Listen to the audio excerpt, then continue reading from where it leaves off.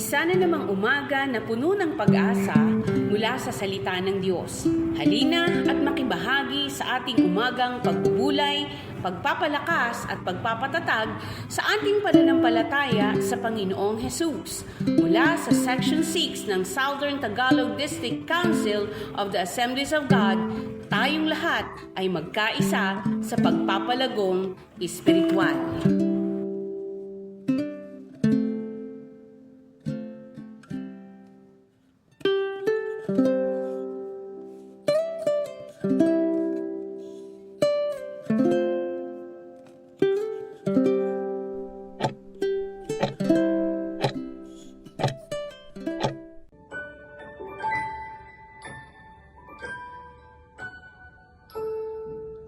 Praise the Lord. Purihin ang Panginoon muli sa umagang ito. Salamat sa Diyos. Panibagong buhay, kalakasan, ang ibinigay niya sa atin. Salamat sa Diyos pagkat muli tayong ginising niya upang magbulay-bulay ng kanyang salita. Hindi lang pangaraw-araw na gawain natin sa ating pamilya, sa ating trabaho, kundi una sa lahat, ang mag-aral tayo ng kanyang salita. Ang atin pong talata na pagbubulayan ngayon ay Romans chapter 8 verse 38. Sapagkat natiti akong walang makapaghihiwalay sa atin sa kanyang pag-ibig, kahit ang kamatayan, ang buhay, at ang mga anghel, ang mga pamunuan o ang mga may kapangyarihan, ang kasalukuyan o hinaharap. Purihin ang ating Panginoon sa pagkakabasa ng kanyang salita sa umagang ito. Naway, lubusan tayong pagpalain ng salitang ito. Muli, magandang umaga lahat, mga kapatid. Lahat tayo ay dumaranas sa mga pagsubok. Minsan, pakiramdam natin ay nag-iisa lang tayo. Ngunit, sa talatang ito, tinitiyak ni Apostol Pablo na anuman ang ating haharapin, hindi mawawala ang pag-ibig ng Diyos sa atin. Ang title po ng ating pag-uusapan ngayon ay ang pag-ibig ng Diyos ay hindi matitinag. Salamat sa Diyos. Pagka tayo inibig ng Diyos, hindi man tayo karapat-dapat. Lagi tayo nakagagawa ng kasalanan. Lagi tayong lumalaban sa Diyos. Pero, ganun pa rin. Iniibig tayo ng Diyos. Tingnan natin ang ilang mga talata, puntos para dito sa ating pagbubulay-bulay. Una, walang kapahamakan na kayang makapaghiwalay sa atin. Sabi nga doon, kahit kamatayan, kahit gutom, wala. So kapatid, kamatayan man, panganib man, hindi ito makapipigil sa Diyos na mahalin tayo. Kaya nga po ipinakita na niya ito sa pamamagitan ng kanyang bugtong na anak. Nang ibigay niya si Kristo para sa atin, ang kanyang kaisa-isa, ang bugtong na anak, upang ipadama niya na tayo ay kanyang minamahal. Sabi nga ng awit 23 verse 4, kahit dumaan ako sa madilim na libis ng kamatayan, wala akong katatakutan, sapagkat ikaw ay kasama ko. Kapatid, huwag matakot sa problema. Kasama natin ang Diyos. Isang awit na napakaganda. Yung awiting, kasama natin ang Diyos. Di ako magkukulang. Di ako malulunod. Kasama natin ang Diyos. Huwag kang mangamba. Huwag kang matakot.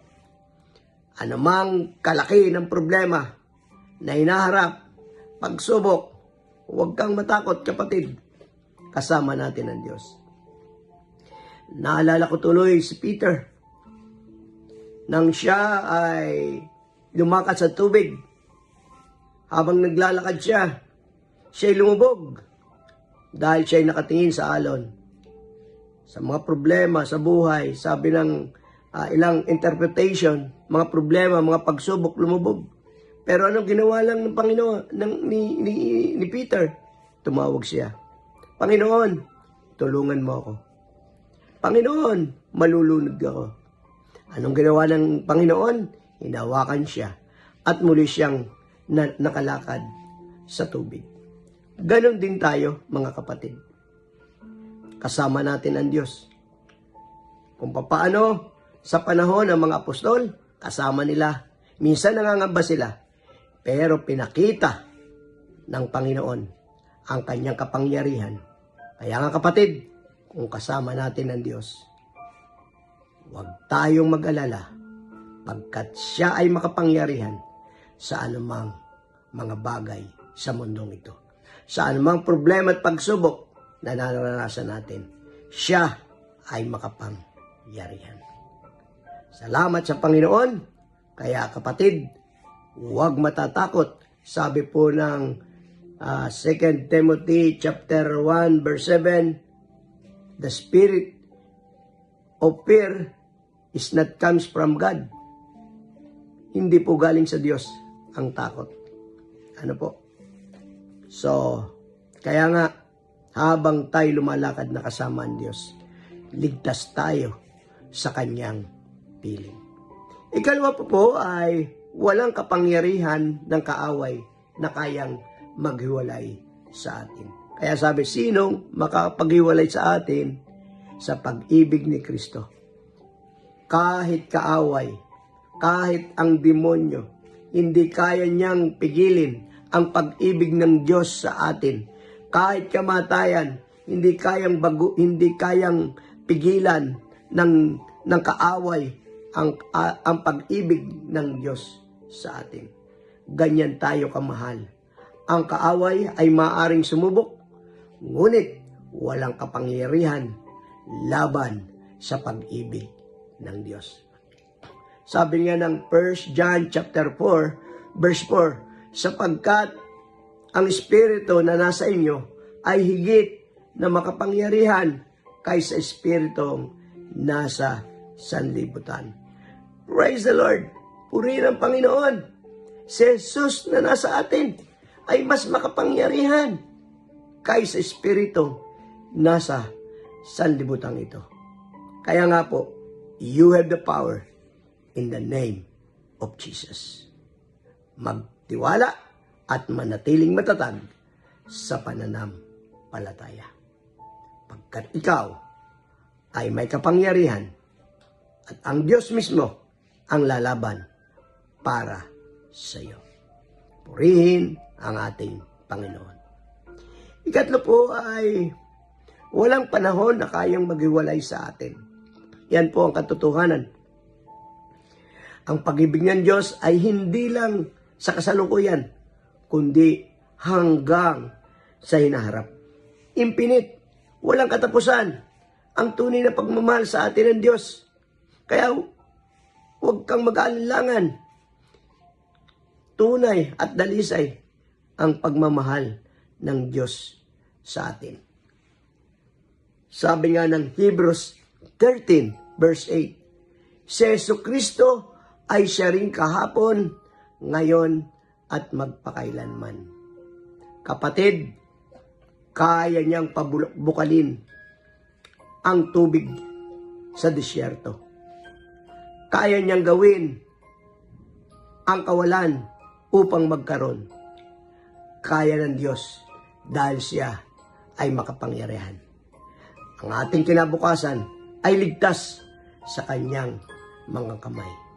Patuloy lang tayo magtiwala sa Kanya upang lubos nating maranasan ang pagkilos niya sa ating mga buhay. Bago ako magtapos, mayroon akong isang ilustrasyon na nais kong ibahagi sa inyo. Isang bata ang nahulog sa ilog at tinangay ng malakas na agos. Agad siyang hinawakan ng kanyang ama. Umiiyak ang anak. At natakot na baka siya ay bitawan. Ngunit sinabi ng ama, "Huwag kang matakot. Hindi ko hawak lang ang kamay mo. Ikaw ay may pit kong yakap." Ganito rin ang pag-ibig ng Diyos. Hindi siya basta kumakapit sa atin. Tayo'y kanyang yakap-yakap ng buong higpit. Kaya't anumang unos ang dumating, walang makapaghihiwalay sa atin mula sa Kanya. Salamat po, Panginoon, sa iyong dakilang pag-ibig sa amin, pagkat nararanasan namin ito sa aming mamumuhay. Kung sino mang nakakakinig ng mensaheng ito, gusto mo na maranasan ang kilos ng Diyos sa iyong buhay, kilalanin mo si Jesus bilang iyong Panginoon at tagapagligtas ng iyong buhay. At mararanasan mo ang tunay na pag-ibig ng Diyos. Yakap kaniya. Mga kapatid, walang problema, kapangyarihan o panahon na kayang maghiwalay sa atin mula sa pag-ibig ng Diyos kay Kristo Jesus. Ito ang ating katiyakan at kalakasan araw-araw. Purihin ang ating Panginoon. Kaya tayo po ay manalangin. Amang Diyos, salamat sa iyong walang hanggang pag-ibig. Tulungan mo kami na huwag mag-alinlangan, kundi magtiwala sa anumang sitwasyon. Hindi kami maihiwalay mula sa iyo. Yakapin mo kami sa bawat araw at patuloy kaming palakasin sa pananampalataya. Ganon din, kapatid, idinadalangin ko ang aking mga kasamahang mga manggagawa. May pagkakataon, umaharap kami sa mga problema, pagsubok, hindi lang sa pamilya, kundi sa ministry. Dalangin po namin, tulungan mo kami. Bigyan mo kami ng kalakasan at katatagan. Yamang kami naman ay inari mong iyong anak at inari mong tagumpay. Salamat po, Panginoon. Ito ang aming dalangin sa pangalan ni Jesus. Amen.